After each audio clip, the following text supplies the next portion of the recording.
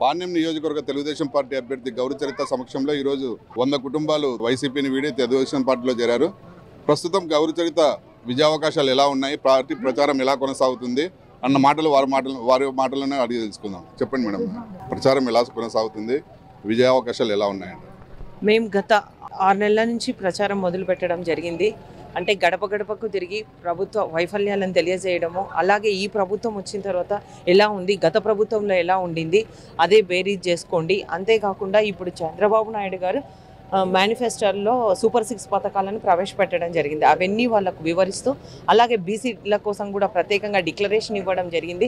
వాటిని కూడా వివరిస్తూ రేపు చంద్రబాబు నాయుడు గారు వస్తేనే మన రాష్ట్రం అభివృద్ధి చెందుతుంది, యువతకు ఉద్యోగ ఉపాధి అవకాశాలు వస్తాయి. ఇప్పుడు ఈ జగన్మోహన్ రెడ్డి ఎన్నో అబద్ధాల హామీలు ఇచ్చి అధికారంలోకి రావడం జరిగింది. అధికారంలోకి వచ్చిన తర్వాత మేము 90 హామీలు నిలబెట్టామని ఏదో చెప్పుకుంటా ఉన్నారు. కానీ అన్నీ ఇప్పుడు ఆయన ఒక్కటే చెప్పారు, మద్యపాన నిషేధం చేసి నేను మళ్ళీ ఎలక్షన్స్కి వస్తాను, ఓట్లు అడుగుతానని చెప్పింది. ఇప్పుడు మద్యము మన రాష్ట్రంలో ఏర్లై పారుతూ ఉంది. ఇదొక్కటే మనకు తార్కాణం. కాబట్టి అన్ని రంగాల్లో ఈ ప్రభుత్వం విఫలమైంది.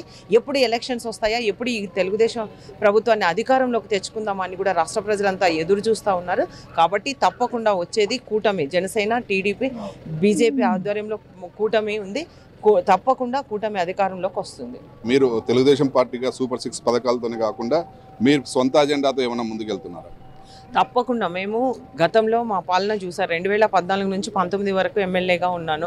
అప్పుడేలా ఉంది. ఈ ప్రభుత్వం అధికారంలోకి వచ్చిన తర్వాత వైసీపీ నాయకుల కబ్జాలు ఎక్కువైపోయినాయి. ఎక్కడ సెంటు స్థలం దొరికితే దాన్ని కబ్జా చేయడమే వల్ల ధ్యేయంగా పెట్టుకొని పనిచేస్తూ ఉన్నారు. అంతేకాకుండా గత ప్రభుత్వం ఉన్నప్పుడు ఎలా డెవలప్మెంట్ జరిగింది, ఈ ప్రభుత్వంలో ఏం డెవలప్మెంట్ ఉందో, అంటే వాళ్ళు బాగా వైసీపీ నాయకులు వాళ్ళు బాగా అభివృద్ధి చెందినారు. కానీ మా పాణ్యం నియోజకవర్గం మాత్రం ఎక్కడేసిన గొంగలి అక్కడే ఉంది. గతంలో జరిగిన అభివృద్ధి తప్పనిస్తే కనీసం ఒక అలగనూరు రిజర్వాయర్ గంటి పడితే కనీసం 3 కోట్లతో పూర్తయ్యే పని వాళ్ళ కమిషన్ల కోసం ఆగిపోయి ఈరోజు 30 కోట్ల వరకు ఉంది. 4 ఏళ్ళు అయింది. ఇప్పుడు పొలాలకు నీళ్లు లేక రైతులంతా ఎండబెట్టుకోవడం జరుగుతూ ఉంది. కాబట్టి ప్రజలంతా గమనిస్తూ ఉన్నారు గతంలో ఎట్లా ఉంది, ఇప్పుడు ఎలా ఉంది అనేది.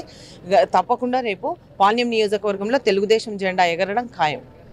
పాణ్యం నియోజకవర్గాన్ని పూర్తి స్థాయిలో అభివృద్ధి చేశాము, ఏదో కొద్దో గొప్ప వర్కులు మినహా పూర్తి స్థాయిలో నియోజకవర్గాన్ని అభివృద్ధి చేశామని కాటసాని రాంభూపాల్ రెడ్డి అంటున్నారు. దానికి మీరేమంటారు?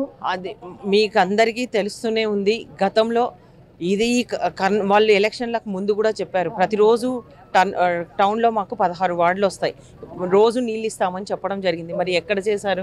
అంతేకాకుండా రోడ్లు కానీ కాల్వలు కానీ ఏదైనా లైటింగ్ కానీ ఓహెచ్ఎస్ఆర్ నీళ్ళ ట్యాంకులు ఏదైనా కానీ పార్కుల డెవలప్మెంట్ కానీ గత టీడీపీ ప్రభుత్వంలో అయింది. కానీ వీళ్ళు వచ్చిన తర్వాత ఏది జరగడం లేదు. అది ఎక్కడికైనా చర్చకైనా మేము సిద్ధము. తెలుగుదేశం ప్రభుత్వంలో డెవలప్మెంట్ జరిగిందా లేకపోతే ఈ వైసీపీ ప్రభుత్వంలో డెవలప్మెంట్ జరిగిందా అనేది దీనికి ఎక్కడికి రమ్మన్నా మేము దీనికి అభివృద్ధి పైన దీనికి డిస్కస్ చేయడానికి మేము రెడీగా ఉన్నాం. అంటే మీరు అధికారంలోకి వస్తే ప్రజలకు ఏం చేస్తామని ప్రజలకు హామీ ఇస్తున్నారు? మాకు ముఖ్యంగా కర్నూలులో 16 వార్డులు ఉన్నాయి. ఈ వార్డులకి అసలు మేము కర్నూలు వాళ్ళకైతే రోజు నీళ్ళు వస్తాయి. ఇదే 16 వార్డులు ఉన్న మాకు పాణ్యం నియోజకవర్గానికి సంబంధించి డే బై డే నీళ్ళు వస్తాయి. అంతేకాకుండా అది కూడా అర్ధరాత్రి 1 గంటకో 2 గంటలకో నీళ్ళు రావడం జరుగుతుంది.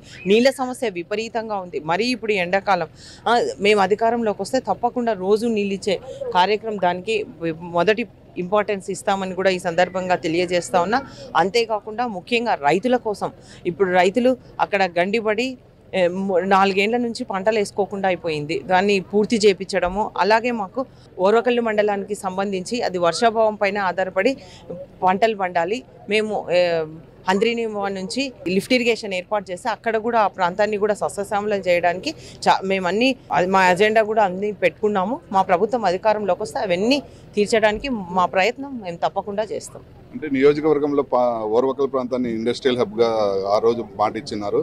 ఆ ప్రాంతాన్ని ఇండస్ట్రియల్ హబ్ అభివృద్ధి చేస్తామని చెప్పారు. అంటే మీరు అధికారంలోకి వచ్చిన తర్వాత, అంటే మీరు పాణ్యం నియోజకవర్గ ఎమ్మెల్యేగా గెలుపొందిన తర్వాత వాటి కోసం కృషి చేస్తారంటారు? తప్పకుండా. చంద్రబాబు నాయుడు గారు ముఖ్యమంత్రిగా ఉన్నప్పుడు ఓర్వకల్లు మండలాన్ని ఇండస్ట్రియల్ హబ్గా చేర్చి అక్కడ ఎయిర్పోర్ట్ అయితేనేమి, అలాగే సోలార్ పవర్ పార్క్ అయితేనేమి, జైరాజ్ ఇస్పాత్ ఉక్కు పరిశ్రమ అయితేనేమి, అలాగే డిఆర్డిఓ అయితేనేమి, ఇవన్నీ టీడీపీ గవర్నమెంట్లో ఉండింటే ఇంకా ఎక్కువ పరిశ్రమలు వచ్చేవి. అక్కడ చదువుకున్న వాళ్ళకంతా ఉద్యోగ ఉపాధి అవకాశాలు వచ్చేవి. ఈరోజు ఏ పరిశ్రమ రాలేదు, వచ్చిన పరిశ్రమలన్నీ ఎనిక్కిపోతూ ఉన్నాయి.